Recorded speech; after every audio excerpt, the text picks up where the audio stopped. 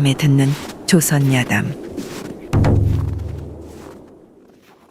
옛날 옛적 어느 시골 조그마한 읍내에 자칭 양반이라 내세우며 푼돈이나 좀 있는 것을 미끼로 세도를 부리고 있는 박생원이라는 영감이 살았습니다. 박생원은 나이가 60이 다 되었건만 평소 인삼노경으로 보신을 한 까닭에 그 정력이야말로 청년이 부러워할 지경이었지요. 그러니 읍내에 기생이란 기생은 말할 것도 없고 심지어는 집에서 부리는 하인까지 상관하는 이 호색쟁이는 모든 것이 돈이면 척척인 줄 알았는데 꼭 한 가지 돈에 힘이 미치지 못하는 딱한 사정이 있었습니다. 응, 돈이면 만사가 다 해결이라더니 이건 돈으로 써도 능히 다스릴 수가 없구나. 아침부터 이 엉큼한 늙은이는 사랑방에 앉아서 곰곰이 깊은 생각에 잠겨 있었죠. 박생원이 고민하는 것은 당연히 먹고 사는 문제가 아니었습니다.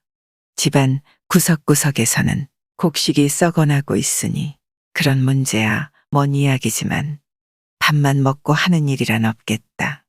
게다가 보약은 자주 먹겠다. 이래 놓고 보니 앉으나 서나 양기만이 치솟을 뿐이었지요. 그것은 정말 절세미인이야.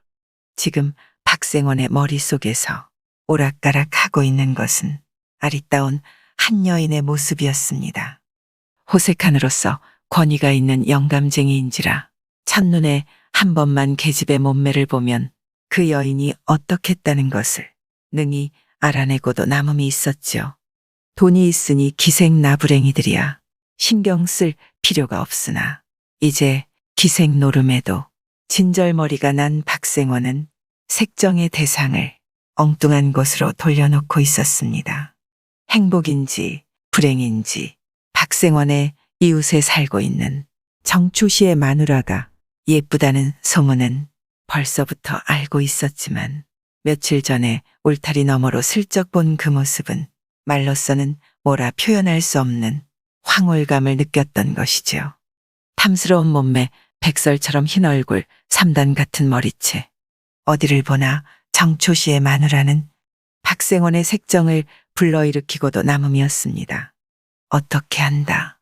무슨 일이고 한 번 눈독을 들여놓으면 어떤 수단을 써서라도 기어코 성취시키고 마는 박생원은 그러나 이 일만은 어쩔 수가 없어 속으로만 끙끙 앓고 있었습니다. 원래 정초신의 집안은 이 읍내에서도 알아주는 양반 집으로서 흠이라면 가정이 가난하다는 것뿐이었지요. 그러나 가난하다는 것으로 함부로 정초씨의 마누라를 만만히 넘겨다 볼 수 없는 일 아니겠습니까? 신분이 낮은 농노 계집이라면 돈으로서 매수를 할 수도 있으나 상대는 자기보다 좀 가난할 뿐이지 신분만큼은 엄연한 양반이어서 함부로 서두를 수가 없으니 답답할 노릇이었지요. 그러나 그것을 그냥 놓아둘 수는 없는 일이고. 박생원은 사랑방에 앉아서 정초씨 마누라 생각에 골몰하다 끝내 무슨 묘책을 생각했는지 갑자기 무릎을 탁 치면서 이맛살을 폈습니다. 옳지. 왜 그 생각을 미처 못했을까? 박생원은 얼굴에 희색이 만면해가지고 싱글벙글 하였지요. 그렇게만 하면 조금도 체면을 잃지 않고도 욕심을 채울 수가 있거늘. 박생원은 흡사실성한 사람같이 방안을 서성거린 후 얼마 있다가 종놈을 불렀습니다. 여봐라. 그러자 안으로부터 하인의 대답 소리가 나면서 사랑방 앞에 대령하는 기척이 느껴졌죠. 부르셨습니까? 그래 불렀다.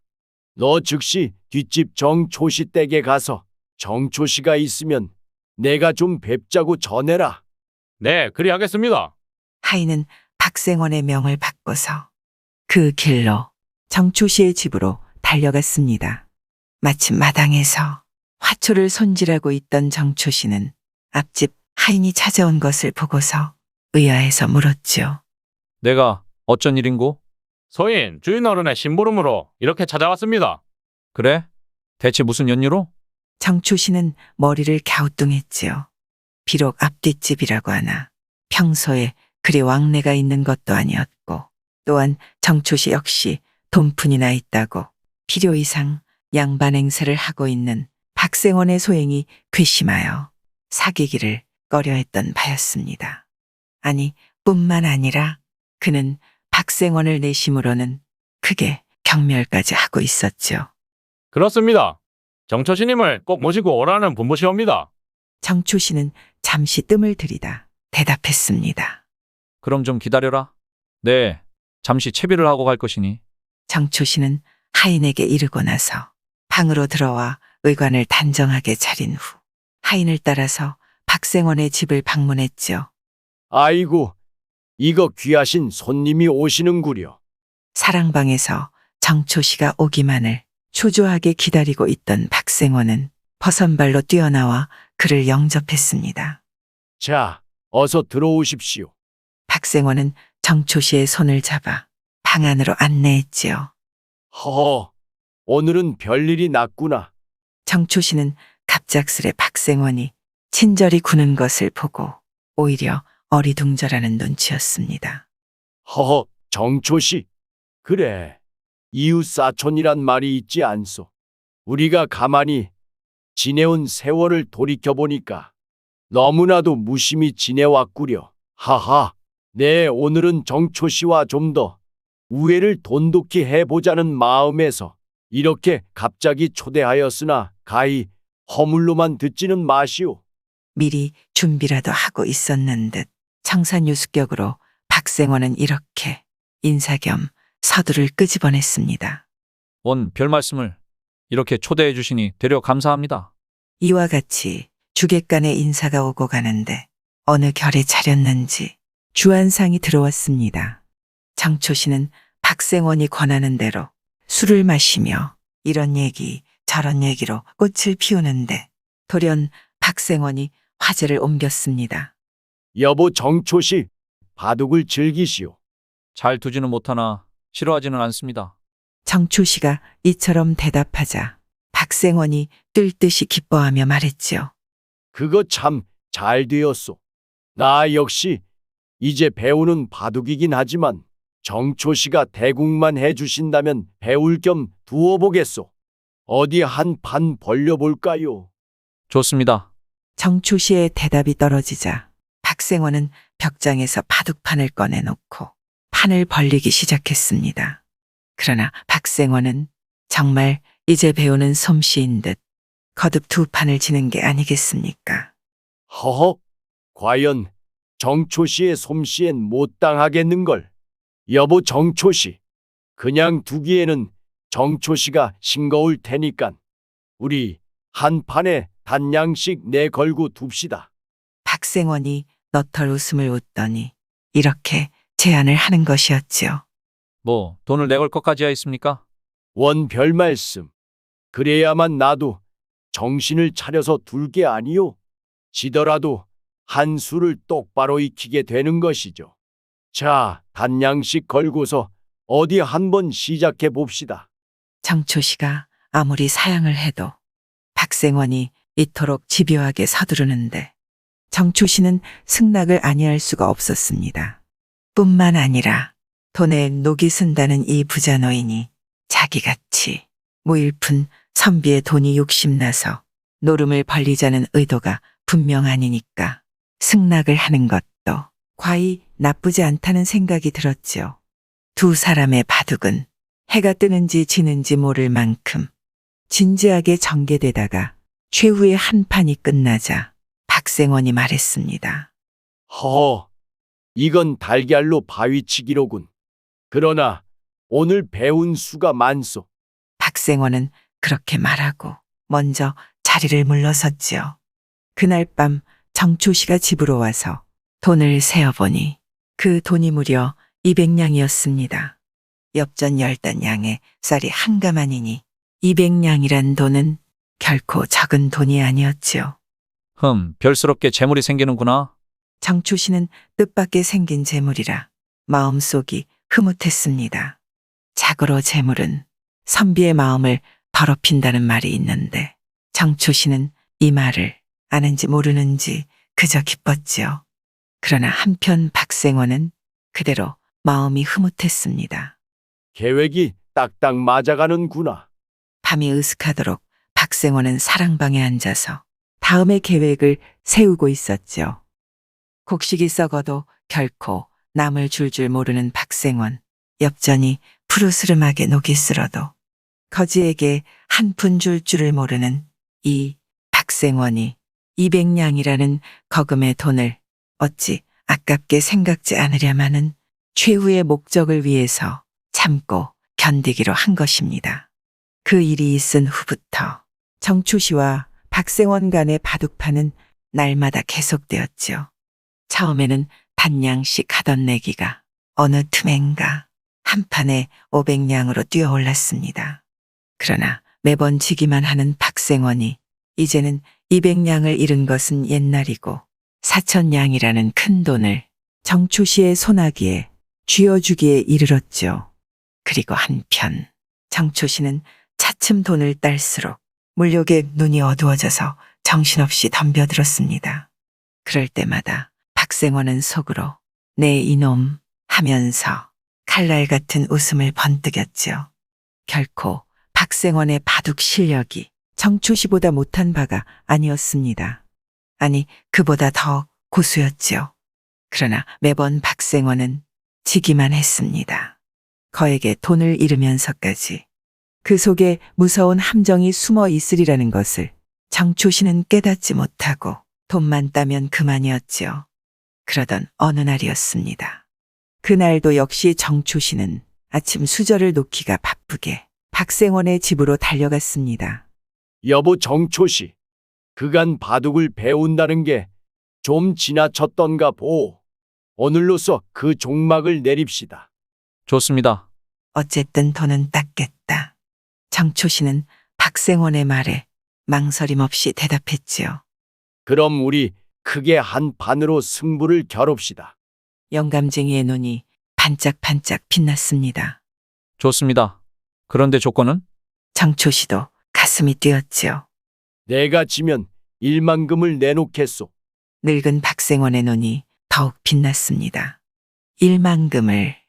그 순간 정초 씨의 눈이 부릅떠졌지요. 1만금이라니. 이건 생각할 수도 없으니만큼 막대한 돈이라 정초 씨가 놀라는 것도 무리가 아니었습니다. 허허, 뭘 그리 놀라시오. 내가 지면 그까진 돈이야. 즉석에서 내놓겠소. 그런데 정초씨께서 지는 날에는 무엇을 내놓겠소? 박생원의 혈색 좋은 얼굴이 유난히 유들거렸지요. 하지만 정초 씨는 냉큼 말문이 열리지 않았습니다. 상대방이 선뜻 1만금을 걸었으니 자기도 거기에 알맞은 금액을 걸어야 마땅한데 대체 그만한 돈이 어디 있다고 선뜻 응하겠습니까?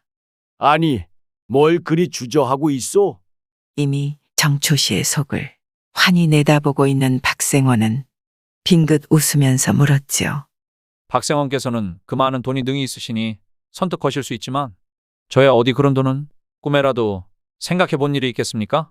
정초 씨가 솔직하게 자기의 심정을 털어놓으니 박생원이 웃으며 말했습니다. 허허, 정초씨도 너무나 대장부가 소심하구려. 그 돈이 없으면 그만큼 가치 있는 것을 잡히면 될 게 아니오. 박생원의 두 눈이 탐욕으로 희번덕거렸죠. 원래 저는 청빈한 선비인데 1만금에 대적할 만한 물건이 어디 있겠습니까? 하하, 그러자 의미 있게 웃는 박생원의 입술이 한동안 실룩거리더니 잠시 뜸을 들이고는 말했습니다. 그럼 정초씨 부인님이라도 잡히시면 되지 않소? 드디어 박생원의 본심이 나온 것이죠. 아니, 내 마누라를. 깜짝 놀라는 정초 씨였습니다. 왜 자신이 없소? 마누라를? 신음인지 분노인지 중얼거리는 정초 씨에게 박생원이 비꼬듯 말했습니다. 여보 정초씨, 그래, 계집의 몸값이 아무리 중하기로니 1만금에 비할 수 있겠소. 내 정초씨의 사정을 잘 알기 때문에 하는 소리니 속히 걸고 한 판 겨룹시다. 박생원은 은근히 압력을 넣었고 정초 씨의 가슴속은 심히 복잡했지요. 어떻게 한다. 그는 한동안 망설이다가 좋소, 그렇게 합시다. 하고 결연히 승낙을 하고 말았습니다. 일만금이라는 돈이 결코 쉬이 뿌리칠 수 없는 유혹의 힘을 가진 것이었지요. 그럼 그렇지. 자, 그럼 우리 서로 믿는 마음에서 계약서를 쓰고 도장을 찍읍시다. 전보다 신이 나서 서둘러대는 박생원의 태도가 좀 수상쩍기는 했으나 정초 씨는 그의 말대로 계약서를 쓰고서 손도장을 눌렀지요. 자, 이제 서로 실력을 겨루어 봅시다. 계약이 끝나자 영감은 바둑판을 벌려놓았습니다. 이렇게 해서 시작된 바둑은 날이 어두워도 냉큼 승부가 나지 않았지요. 평소 같으면 손쉽게 영감쟁이가 손을 들고 물러서련만 오늘만은 곧 질 것 같으면서도 묘하게 위기를 모면하며 전세를 만회하는 것 아니겠습니까? 실력이 대단하구려. 정초 씨는 차츰 초조해졌지요. 이거 큰 노름판이 아니요? 정신을 차려야지. 그러나 박생원은 태연자약하였습니다. 결국 승부는 초저녁에 이르러서 박생원의 승리로서 끝이 났지요. 하하, 그동안 배운 보람이 있구려. 오늘은 정초씨께서 웬일이요? 박생원은 호탕하게 웃으면서 무릎을 쳤고 정초 씨는 신음 소리만을 낼 뿐이었지요. 자, 그럼 우리 약속이나 지킵시다. 다음 순간 박생원은 실쭉해진 눈초리로 정색을 하며 정초 씨 앞으로 계약서를 내밀었습니다. 정초 씨는 다시 한 번 깊은 신음소리를 냈습니다. 속았구나. 여보, 정초씨, 우리 서로가 양반의 몸이니 한번 약속한 계약은 어길 수가 없는 노릇이 아니오. 박생원은 냉정하게 계약을 이행하라는 말을 제삼짓거렸습니다. 내가 돈에 눈이 어두웠지. 정초 씨는 순간의 실수로 이 교활한 늙은이가 미리 파놓은 함정에 빠지게 된 것을 다시금 후회해 보았으나 때는 이미 늦었지요. 하하, 여보 정초씨, 뭘 그리 심각히 행각하고 있어? 그까짓 계집이야 또 얻으면 되는 것 아니오? 영감쟁이의 농간, 정초 씨는 가슴속에 치밀어 오르는 불덩어리를 꼭 참으며 자기 집으로 돌아갈 수밖에 없었습니다. 그날로 정초 씨는 자리에 눕자마자 끙끙 앓고 말았지요. 그의 마누라는 갑자기 남편이 눕자 이상스럽게 여기며 물었습니다. 여보, 평생 가야 당신이 앓으시는 것을 볼 수 없더니 오늘은 갑자기 이게 웬일이요? 아무것도 아니오. 정초 씨는 차마 앞집 박생원과의 그 일을 입 밖에 내지 못하고서 그저 끙끙 앓는 소리만을 낼 뿐이었지요. 무슨 일이 있었나요? 요새 앞집에 자주 놀러 가시더니 에구, 마누라 내가 미쳤소. 내가 정초 씨는 그저 헛소리 마냥 힘없이 짓거렸습니다. 아니 여보, 애관절 무엇이 미쳤단 말씀이셔요. 갑갑해 죽겠어요. 아내가 자꾸만 그 연유를 캐는 바람에 정초 씨는 차마 열리지 않는 입을 열고 요사이 앞집 영감 사이에 있었던 일을 솔직하게 고백했지요. 난 무슨 일이시라고. 남편의 말을 다 듣고 난 그의 아내는 대뜸 시시한 일이라는 듯이 말을 했습니다. 이제 죽을 죄를 저질렀으니 처분대로 하라는 듯이. 그저 아내의 얼굴만을 바라보고 있는 정초 씨의 충혈된 눈, 그 눈 속을 여자는 빤히 바라보면서 의외로 이렇게 입을 열었지요. 모든 것이 운수가 사나와 일어난 일인데 이제 와서 당신이 그 일로 인하여 자리에 드러눕게 되었다 한들 그 무슨 소용이 있겠어요. 마땅히 난군께서는 기운을 회복하시기 바랍니다. 이 말을 들은 정초 씨는 정신이 번뜩 들었습니다. 옳다. 저것이 저처럼 태연자약하니 필시 무슨 좋은 계략이라도 있는 모양이구나. 정초 씨는 이같이 생각하고 벌떡 누웠던 자리에서 일어서며 기대에 찬 얼굴로 물었지요. 그럼 당신에게 무슨 좋은 방법이라도 있단 말이오? 참, 당신도 세상에 태어나면서부터 방 안에서만 세월을 보낸 부녀자가 그 무슨 계책이며 방법이 있겠습니까? 소첩이 이제 난궁과 더불어 100년의 가약을 맺지 못하고 생이별을 하게 된 것도 모두가 팔자소간이니 아무런 방법도 없는 줄 압니다. 아내의 말을 들은 정초 씨는 머릿속이 빙그르르 어지러워지면서 마구 부르짖었습니다. 꼭 그렇게 가야만 하겠소? 당신도 그게 무슨 말씀이요? 장부에 이러는 중천금이란 옛말이 있지 않아요. 난군께서 늙은이와 계약을 했으니 만일 소첩이 가지 않는다면 어찌 장부의 채통을 지킬 수 있겠습니까? 즉 가겠다는 말이오? 그야 당연하지요. 정초 씨는 더욱 정신이 아찔했습니다. 애당초에 자기의 입에서 이런 말이 나오면 눈물을 흘리며 죽어도 못 가겠다고 몸부림을 칠 줄 알았는데 이건 그와 정반대로 여자가 먼저 법도를 따지며 가겠다는 말에 그저 믿었던 하늘이 구멍이 뚫린 격이었지요.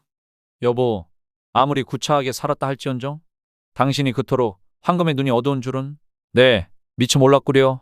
필시 당신은 그 늙은이보다도 재산이 탐이 나서 그리 가길 원하는 것이 아니오? 정초 씨의 이 같은 말은 힘없는 반항과 같은 것이었습니다.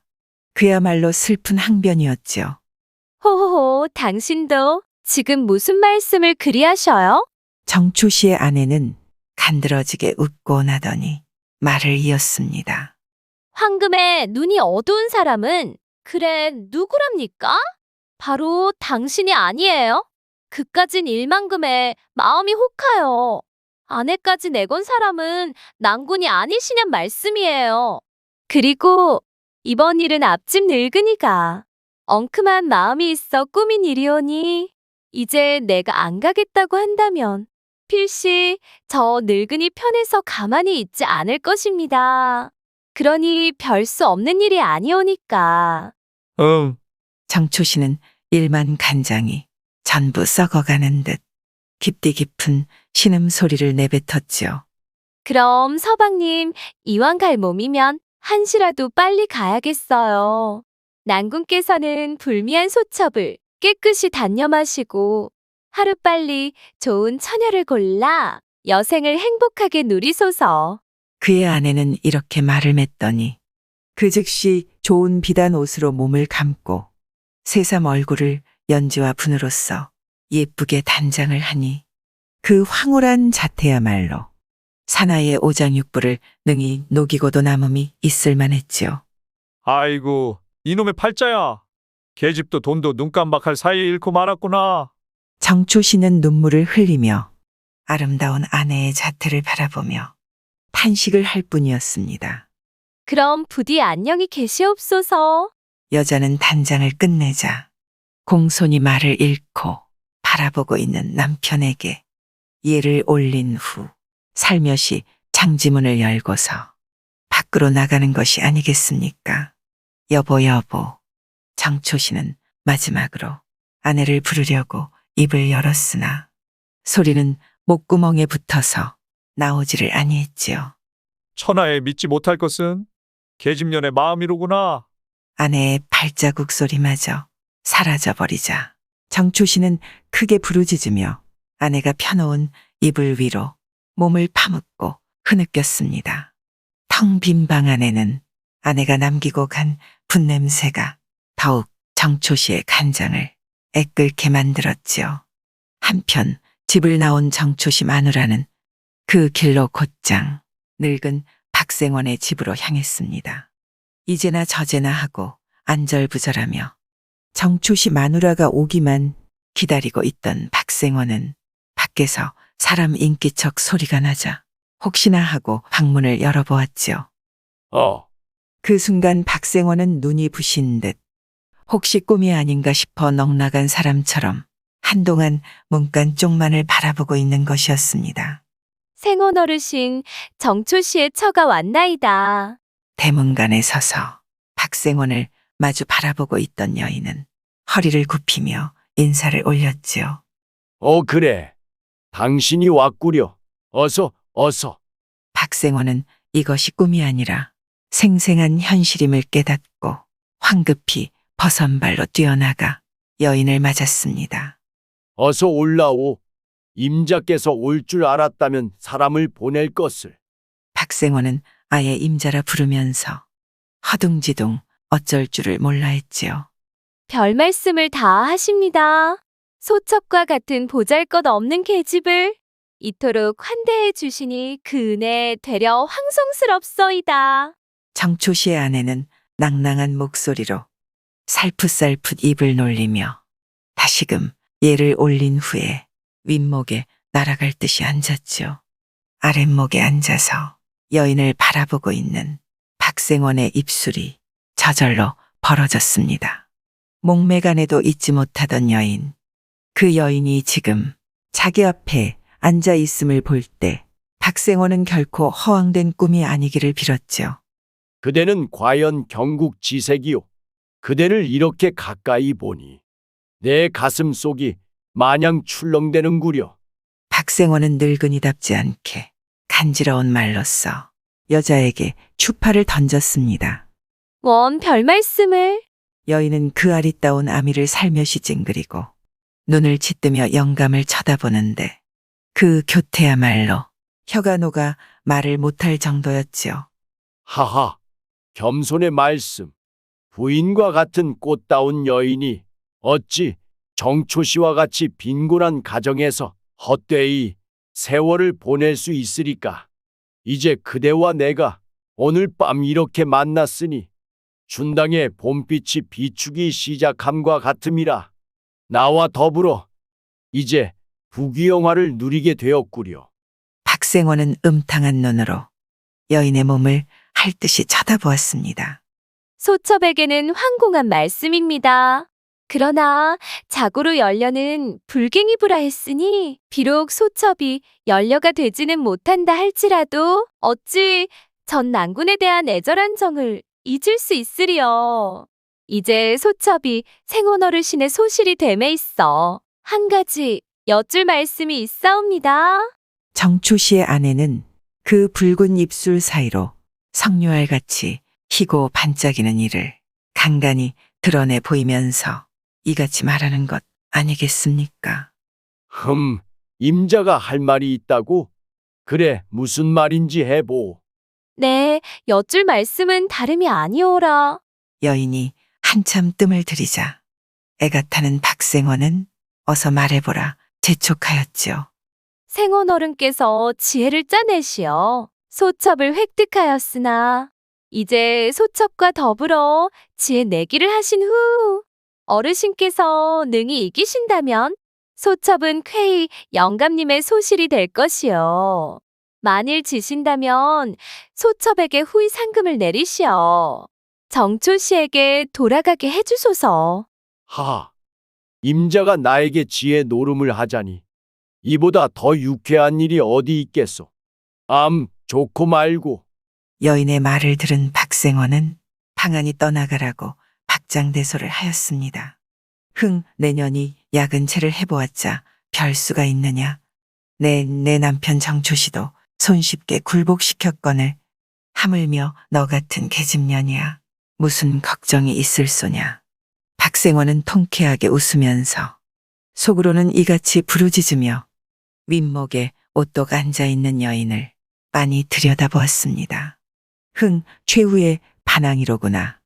여인의 아리따운 얼굴을 보는 순간 박생원의 마음속은 음흉한 불길이 마구 치솟았지요. 그래, 만일 그대가 이긴다면 내 어떤 상금을 내어줄꼬. 박생원은 능글맞게 웃으며 여인에게 묻는데 그 모습은 마치 늙은 호랑이란 놈이 살진 암캐를 물어다 놓고 침을 꿀꺽꿀꺽 삼키면서 최후로 놀려대고 있는 모습과 똑같았습니다. 넌 그물에 걸린 고기야. 영감은 코웃음을 치며 여인의 입에서 무슨 말이 나올까 하고 목을 내리며 기다렸죠. 소첩이 이기면 황금 1만금을 주십시오. 여인의 입에서는 아무 거리낌도 없이 이 말이 튀어나왔습니다. 1만금? 그때 여인의 말을 듣자 박생원의 두 눈이 확 커졌죠. 호호, 왜 그리 놀라셔요? 그 꼴을 본 여인은 간드러지게 웃었습니다. 그대의 하는 말이 내 귀여워서 그래요. 1만이라. 좋소. 박생원은 억지로 호기를 부리며 쾌히 승낙했지요. 그럼 계약서를 써주셔요. 여인의 당돌한 음성이 들렸습니다. 또 계약서를 써라. 써주지. 꽤 교활한 년이로구나. 속으로는 이같이 분개하면서 그래도 양반의 채통을 세우려는 건지 아니면 여인은 이미 자기 것이나 다름없으니까 순순히 그의 청이나 들어주자는 것일까. 하여튼 박생원은 벽장에서 붓과 벼루를 꺼내들고 계약서를 썼지요. 그럼 먼저 어르신께서 무엇이든 질문을 하십시오. 소첩이 대답하리다. 어르신께서 2번 묻는 문제 중에서 소첩이 한 번만 대답을 못하여도 제가 마땅히 진 것으로 하겠습니다. 질문은 2번뿐이란 말이지. 그러하옵니다. 좋소. 박생원은 이렇게 말한 후에 한동안 눈을 껌벅거리면서 무엇을 물어볼 건가를 생각하다가 냉큼 생각이 안 나는 눈치더니 갑자기 창지문을 열었습니다. 여보 임자, 저 하늘에 무엇이 보이요? 별이 보이지요? 들었소. 지금 저 별이 몇 개나 되는지 능히 맞추겠소? 호호호, 어르신도? 그야 모두 13만 3,370개이지요. 그걸 어떻게 아오? 여인의 자신의 찬 대답에 박생원의 눈이 확 커지면서 물었지요.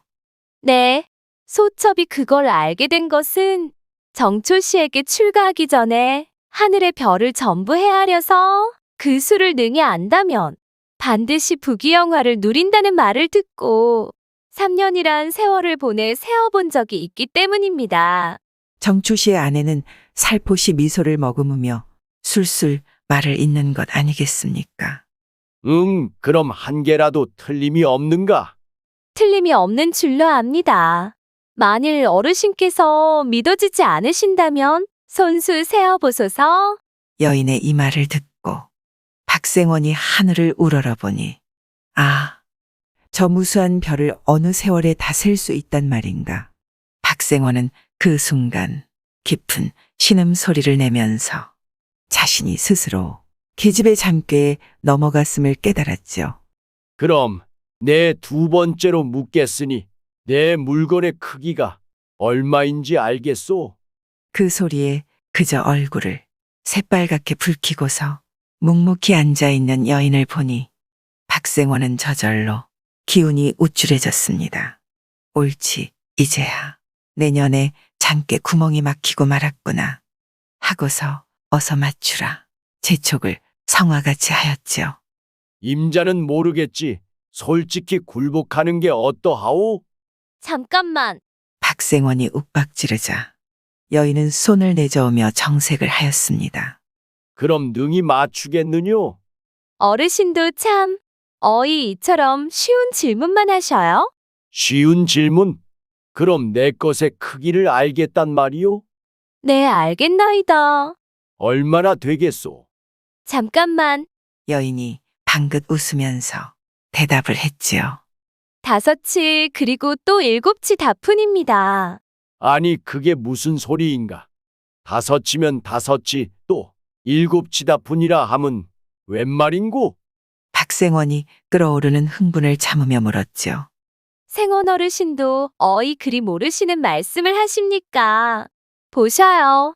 그 물건이란 게 원래 변화무쌍한 것이어서 항시 일정한 형태로만 있지 아니한즉 어찌 그 크기를 한마디로 말할 수 있겠습니까? 소첩의 말이 믿기지 않으시면 어르신께서 친히 시험해 보소서. 여인의 말을 듣고 난 박생원은 그때 정신이 번쩍 들었지요.